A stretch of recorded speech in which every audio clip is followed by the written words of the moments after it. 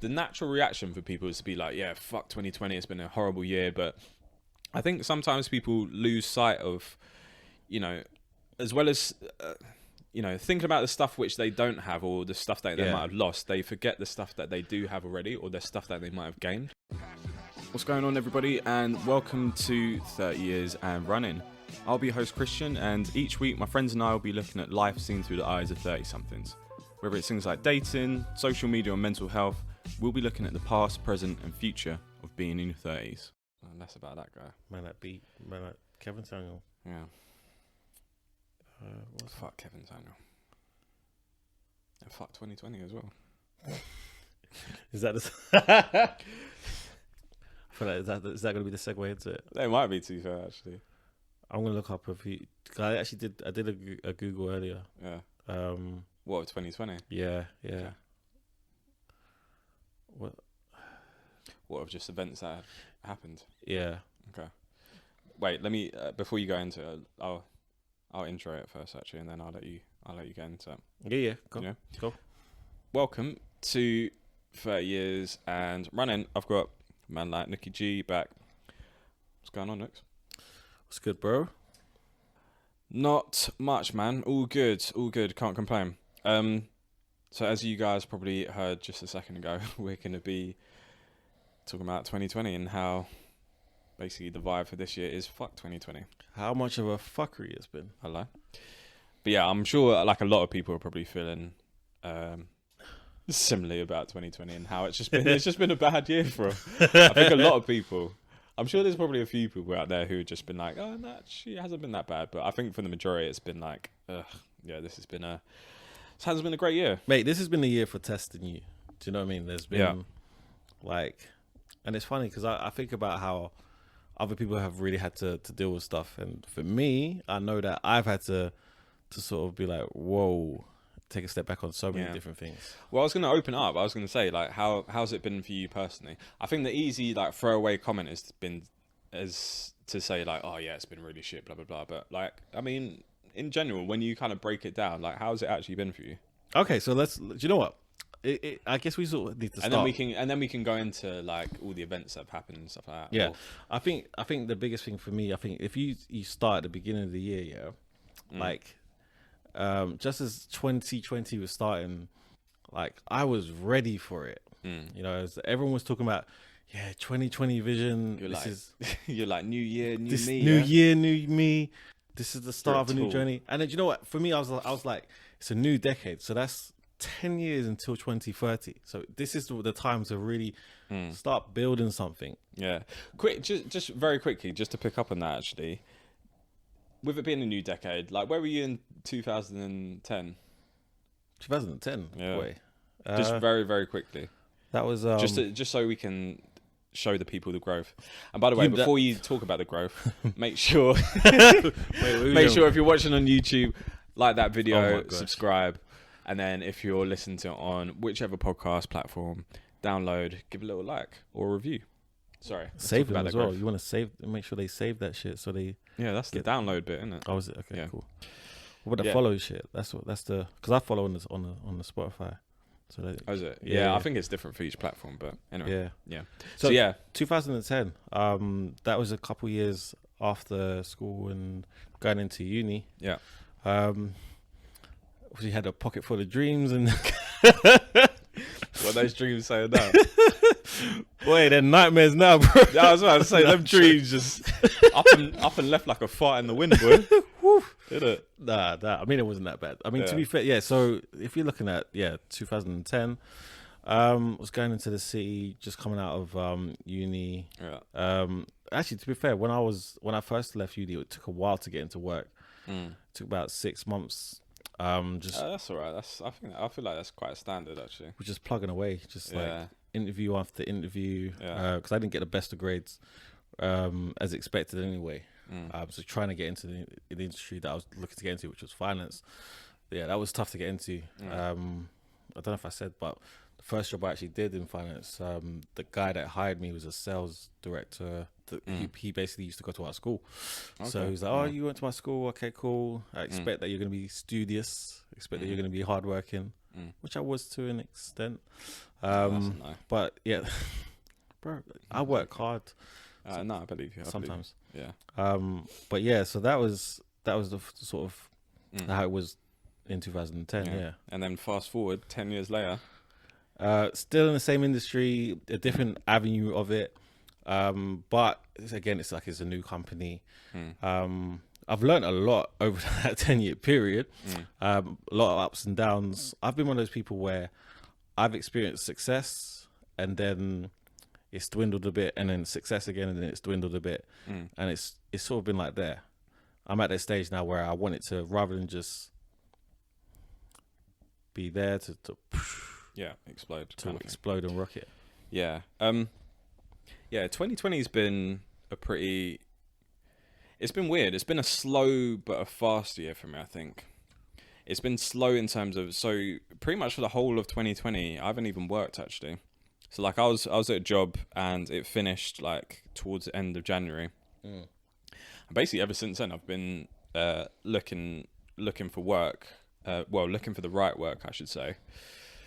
But because of obviously COVID, which we'll talk a little bit about in a second, actually, it's just been a bit slow going. But then at the same time, even though it's been kind of slow going on from that perspective, it's actually gone really quickly. As I'm sure for a lot of people, it's probably gone quite quickly for actually. Like even I saw a post, it was like a meme. I feel like I mention memes all the time in these videos actually, but like I saw a meme today. Meme culture, yeah, true. But like I saw a meme today where it was saying like, oh, it's March in 3 months' time. Like I just remember March. That's just gone actually. So. I remember that meme. Yeah, that's what I mean. I think everybody remembers like last March. That was the meme where it was talking about like, oh, it's March now and like XYZ has already happened. Yeah, it's like I've already just kind of gone through like the last March kind of thing. I remember it was talking about like, there's bushfires, there's this and that and the other, and we haven't. Well, I mean, yeah. I suppose let's get into like some of the stuff that happened. I mean, it's hard not to start with COVID. To be fair, yeah. I mean, start with it ain't ended, bro. It's still here. So like I was saying to you before, like I feel like people, if they're expecting 2021 to just fully reset the clock and COVID to not exist or it to be completely different, I think there's a good few months before we get back to some normality, especially from a COVID perspective. But I think, yeah. I mean, I can say with that one. So like, obviously, like me doing a bit of work with finance and that. One of the representatives that's in the ECB, she basically, this Lagarde. She basically said that price won't sort of stabilize until 2022. So in terms of economically, COVID is gonna fuck us for a good while. Yeah, I mean, COVID has fucked us for a while, to be fair, actually, on various different levels. From an economic level, in terms of creating, what is it, like the worst recession since the Great Depression. Yeah. So you've got it from an economic level. You've got it from. I mean, growth was like negative 20% at one point. I mean, which is that even growth? Just in the negatives. Well, that's shrinkage. Yeah, exactly. That is shrinkage. That's a recession, boy. Yeah, that's gross. So yeah, like economically, and then I suppose like culturally as well. It's like bars, restaurants, etc. closing down. Just our way of life has completely changed. Psychologically, yeah. Like 2 meters, social distancing, all these different kind of which we are adhering to. Yeah, exactly. We're sticking by the rules. Hello. All these things that have been implemented. Mr. Government. And then, like you say, the mental side of it as well. And I suppose on that point as well, and kind of how we've talked about before, like how have you been like mentally in 2020? Because it's obviously been quite a testing year, and I think sometimes, although not all the times, I think sometimes like the mental side of having to social distance and not seeing people as much and doing stuff in isolation a lot of times, it can wear you down a little bit. So how has it been for you?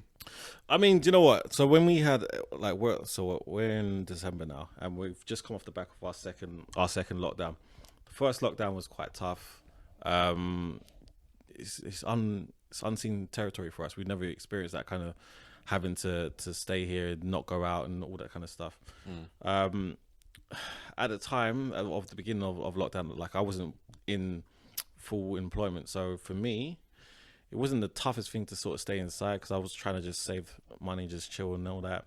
But yeah, psychologically, it's a bit of a tough one where you have to say, I'm gonna just be a bit of a hermit and stay indoors. But do you know what? I've got good people around me. I stay in communication with people, WhatsApp, phone calls, all that kind of stuff. Instagram as well, like my followers, like, you know what I mean? I interact with people on there on a regular basis.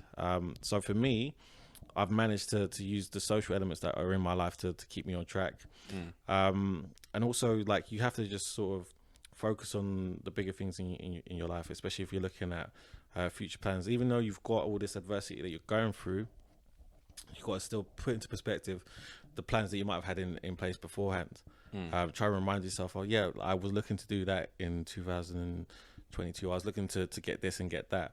Yeah, I think it's a difficult ask for everyone because sometimes the tough things that we go through can kind of cloud our minds in that way. But you have to.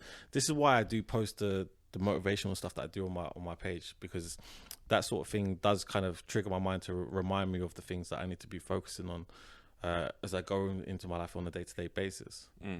I tell you what, I'll say two things about it, actually. So for me personally, with lockdown, a small part of me actually enjoyed it for two reasons, really. So one, because I think they enjoyed it, you know.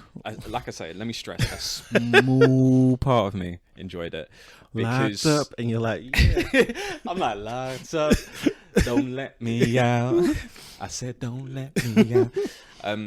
But no, I kind of, a small part of me liked it for two reasons, really. So one, because I suppose I'm like a little bit introverted anyway.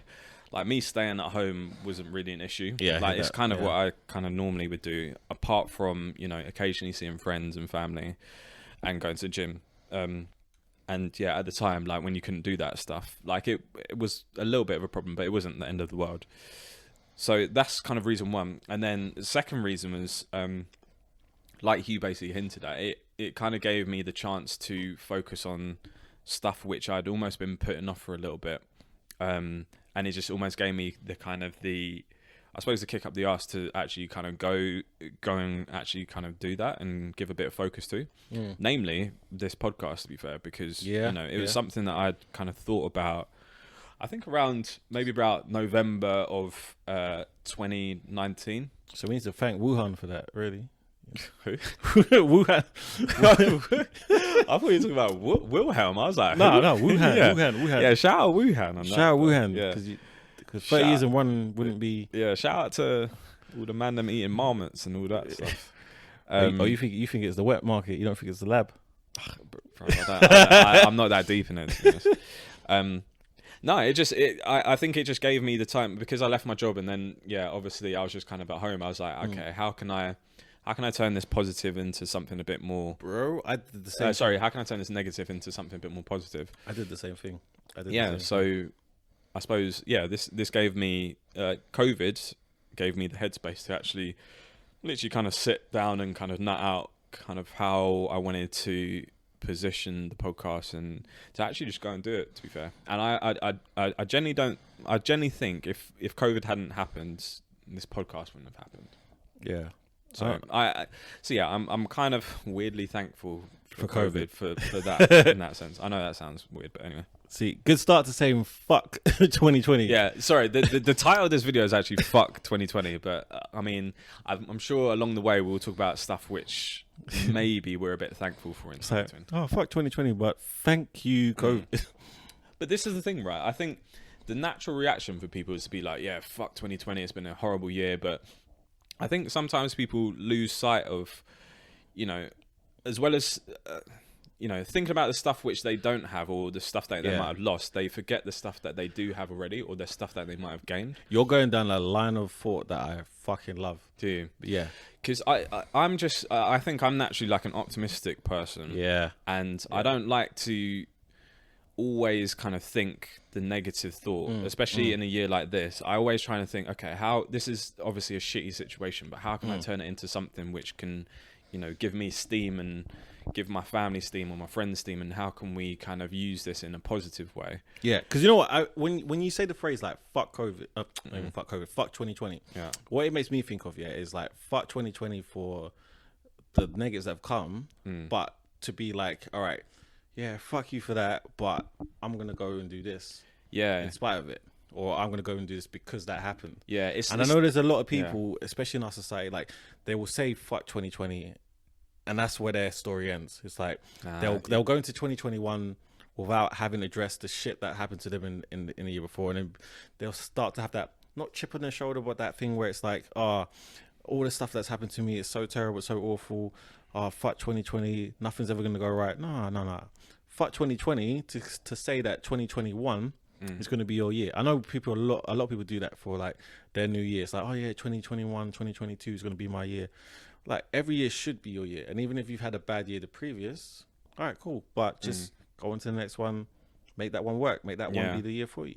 Yeah, the way I see it is like the more negative that I get, the more fuel that it could potentially give me to turn it into something positive. So I think 2020 has been a bad year, but the way I see it is the more kind of bad news that we've had this year, the more that I see myself being able to turn that into something something positive. So and I know that sounds like really fluffy to say, but that's generally how I feel. Like every kind of negative thing that's ever happened in my life, not even just 2020, it's always been about how can I kind of almost, sorry, this is going to sound like, again, really fluffy, but like how can I absorb that and how can I kind of channel that and turn that into something something positive. I don't know how else to say it, but like the podcast is just a prime example of that, really. But because I just don't like, this episode is turning into a thank you 2020, not fuck you 2020. Yeah, I mean, there's probably like a level of irony with and like tongue in cheekness about the fuck 2020 bit. Yeah,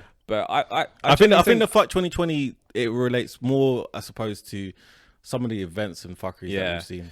And we'll talk about those in a second as well. But I just think I'm with you. Like, it can't just be fuck 2020 and that's it. You can't just leave it and just, what's the word I'm looking for? What's the phrase I'm looking for? You can't just leave it and just not do anything with it. You have to try and even address it, or you have to kind of use it as motivation to do something else. Because if you just use it and it becomes, like you say, like a chip on your shoulder, then really you're not kind of winning in the situation. Whereas I think, the game's not over yet. We can still win in this situation.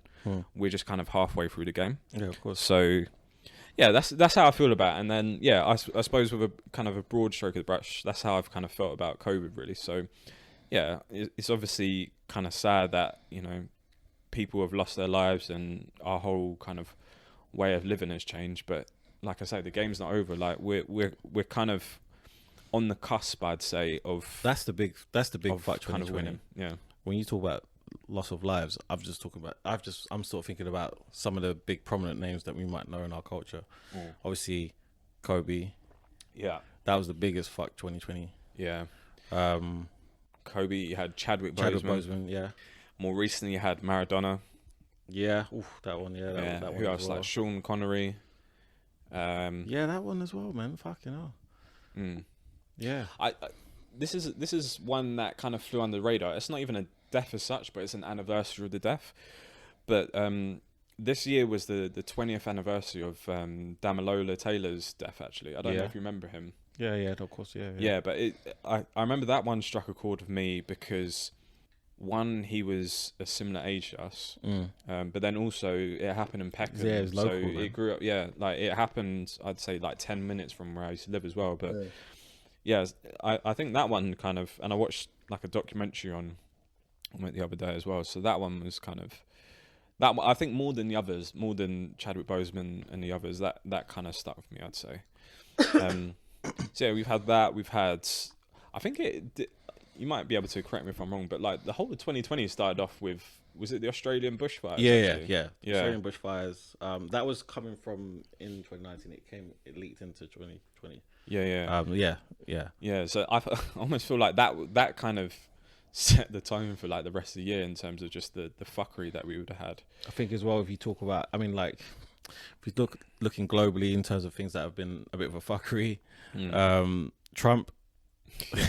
I mean, there's a couple things. I mean, he's been there for fucking 4 years, so I mean that's not just been a 2020 thing. I think he's just, I suppose, there. You had the Trump impeachment, and then I suppose more recently you had the US presidential elections. mate, I followed that a little bit. And I followed it a little bit, but I mean, and that in itself, do you know what? Like, and it's funny because obviously, we're in our group chat, and for a while I was quite vocal with just posting. So in my job, so working in finance, I have to have like a news feed on the background, like on a regular basis. So I'm always seeing the updates in terms of like the elections, all that kind of stuff. And you know what? Like, it's such a fucking circus out there. Like, you got the likes of Trump just saying so much inflammatory statements, really riling up his people, riling up his followers, his supporters. And on the surface, it's ostensibly quite entertaining. Why did you get a smirk? Why did you get a smirk? Because I knew what I was doing, bro. I know you got a smirk on your face, but then you looked out the corner of your eye as well. I was like, "These motherfucker." Yeah. This motherfucker.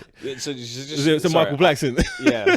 So just quickly on Trump. No, we've done this before. Oh, what the? Yeah, no. Sorry, I was just gonna say on Trump. Like, even though there might be like a tad bit of ambiguity with the whole "fuck 2020" thing, there is no ambiguity with "fuck Trump." I will. That's "fuck Trump for life." Like. Yeah, that's "fuck Trump for life." But yeah, sorry, I thought I'd just get it. Yeah. I mean, like, yeah. So it was just. I mean, he is entertaining to watch in terms of all that, but it's. I mean, it's so tough to watch sometimes when he talks the shit that he talks. I will give him this. He talks a good game, and I can see why, especially like disenfranchised kind of working class white people will kind of gravitate to him. But at the same time, it's fuck Trump all the day. Do you know what? His following reminds me of. There's like a South Park episode. I don't know if you remember South Park, but basically it's like. They got all these local village kind of like characters, and they get angry at migrants coming into the area taking their jobs, and they're like, take our jobs, rabba. I'm just talking gibberish. Yeah, and that's like that's kind of like the support network that he has in the US. Yeah. I mean, we're not obviously going to cover every single event that has happened this year. To say fuck 2022, yeah. Yeah, there's a lot. There's a fucking lot. Yeah, there's too much to cover in a 30-something episode.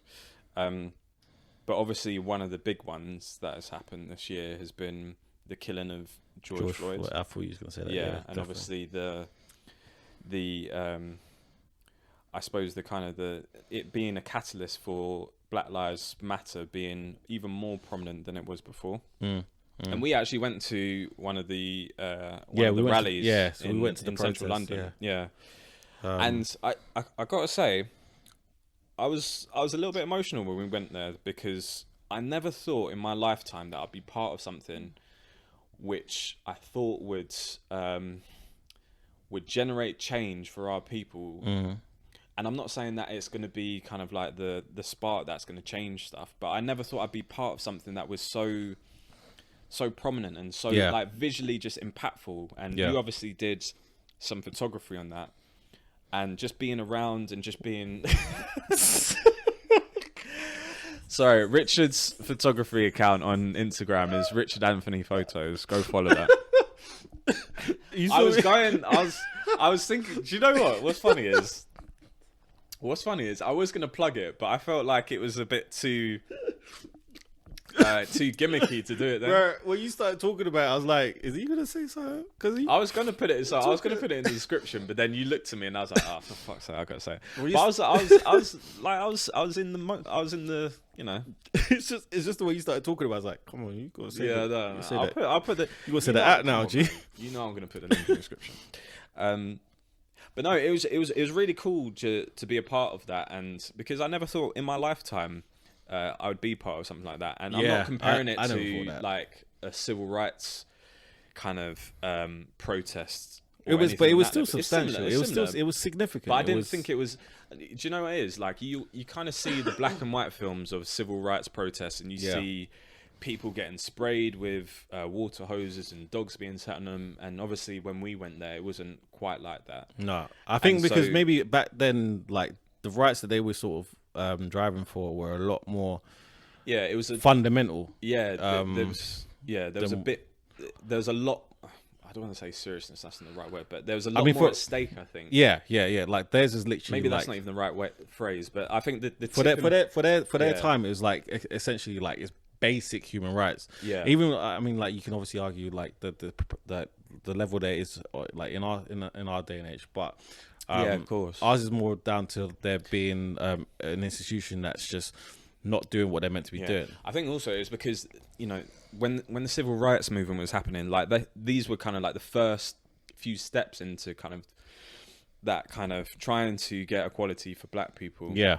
Whereas I think, you know, 50, 60 years on, like this is the first, well, this isn't the first, sorry, this is a few times when it's happened, I guess. So yeah, I don't know. It felt like more of a, I'm not kind of articulating properly, but it feels like more of a momentous occasion when it happened kind of in the 50s and 60s than it did when we went, you know, 6 months ago, whenever it was. I think the way that how it obviously transpired this year, it's just been mad how much exposure it has had on social media for everyone to be jumping onto it. And obviously we did it in a previous episode when we talked about the Black Lives Matter movement and obviously the Black Square on Instagram.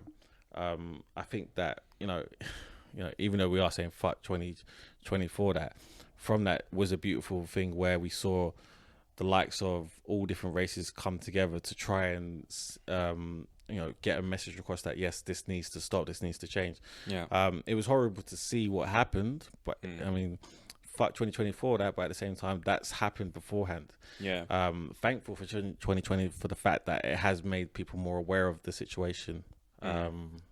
Even though, you know, like underneath it could be for some sort of political agenda, but that's another story.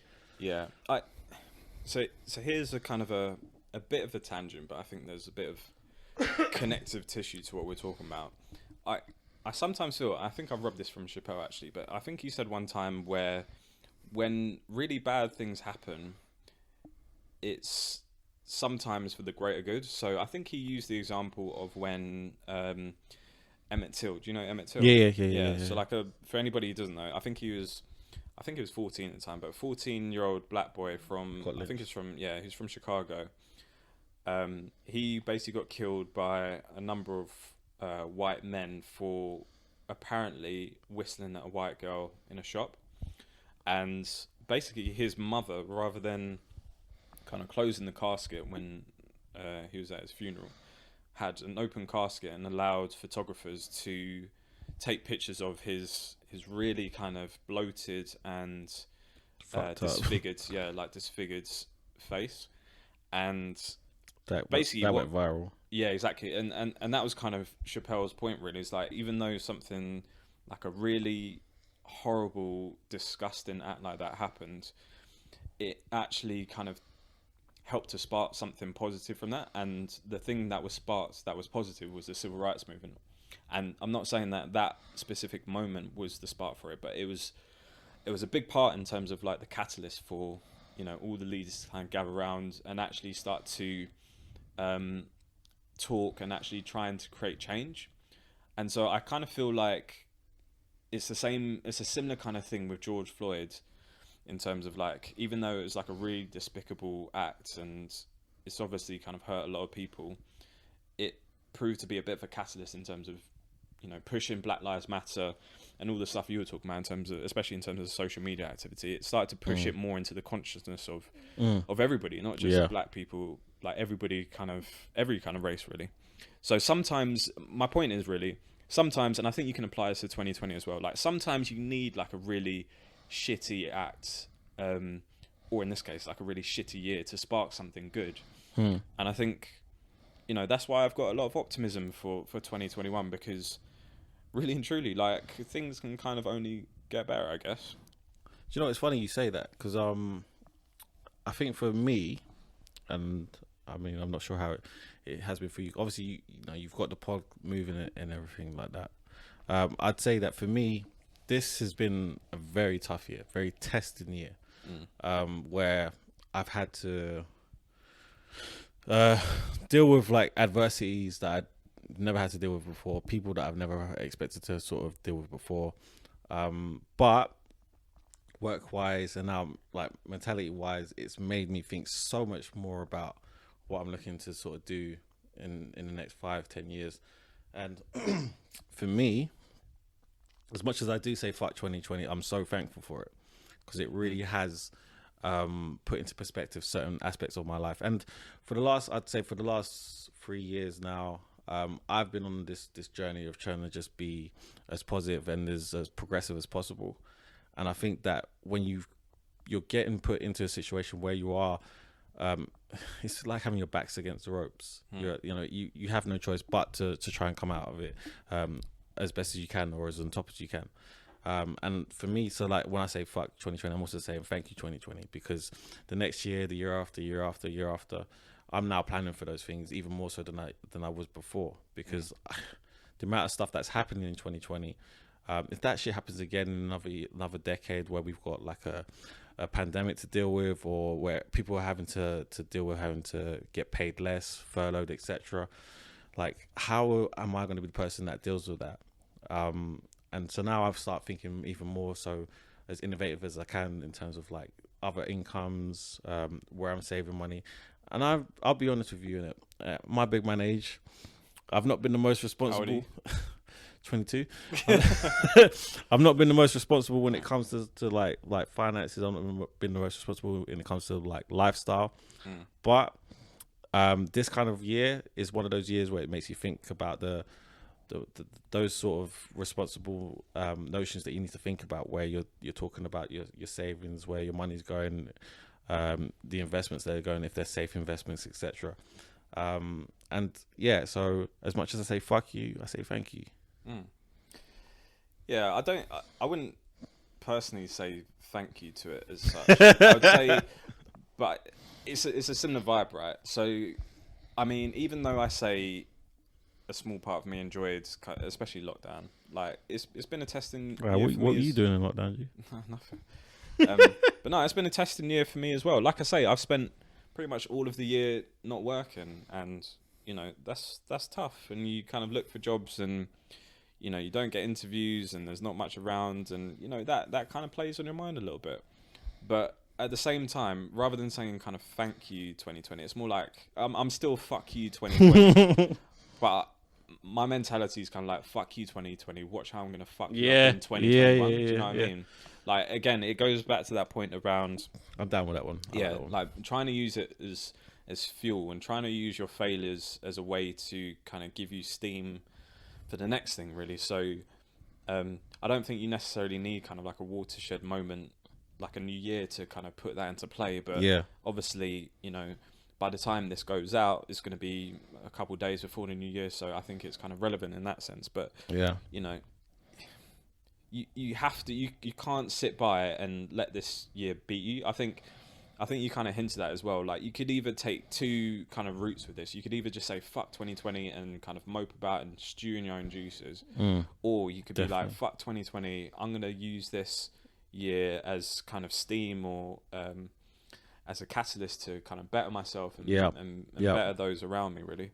And the decision is yours. Ultimately, there's going to be stuff which we can't control. Like we can't control what's happening with the pandemic. We can follow guidelines if we choose to. Some might choose not to, do whatever, take vaccines, etc. We won't get into that. But I'll wait until I know what happens in the long term with those. Yeah, that's for another day.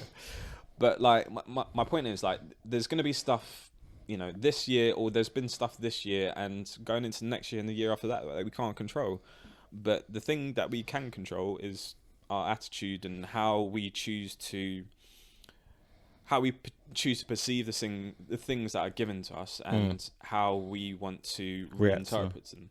I say how we want to react to them as well. Yeah, exactly. Or how we want to react to them. So I think, not everything is in our control, but I think a large portion of what we can control, is it's all up here, to be honest. It's all in our mind. Yeah, I agree. Yeah. Thanks for watching 30 Years and Running. Please subscribe, comment, and share. See you next week. Peace.